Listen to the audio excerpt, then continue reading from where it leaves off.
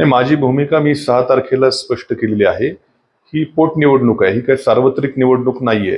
त्यामुळे ह्या निवडणुकीने काय सरकारच्या अस्तित्वावरती काय एका आमदारांनी किंवा 2 आमदारांनी काय बदल होणार नाही. त्यामुळं वरच्या भूमिकेपेक्षा मतदारसंघातले जे काही स्थानिक विषय आहेत, ते विशेषतः तरुणांच्या बेरोजगारीचा विषय असेल, इथे MIDC व्हावी याबद्दल मी आग्रही मंत्र्यांकडे भूमिका मांडणी व्यक्त केली. आणि शेवटी माझ्या आमदारकीपेक्षा इथल्या तरुणांच्या हाताला कुठेतरी काम मिळणं असेल, इथल्या आमच्या ॲम्युनिशन पार्कला साठी शेतकरी विस्थापित न होणं असेल, किंवा इथल्या सहकारी साखर कारखान्याला पुनरुज्जीवन त्याचं होणं, हे विषय जास्त महत्वाचे आजच्या घडीला मला वाटतात. कारण जरी मी आमदार झालो तरी विरोधी पक्षात किंवा सत्तेमध्ये सरकारमध्ये कुठला बदल होणार नाही. मग मतदारसंघातले प्रश्न हे त्यावेळेस जास्त मला महत्वाचे वाटले आणि मी 6 तारखेला माझी भूमिका स्पष्ट केलेली आहे. मी थांबणं आज खरं मोठा निर्णय माझ्यासाठी होता, आमच्या कार्यकर्त्यांसाठी देखील होता. कित्येक जण अजूनही नाराजी व्यक्त करतात. त्यामुळे अत्यंत मोठी भूमिका 6 तारखेला आपण ऑलरेडी घेतलेली आहे.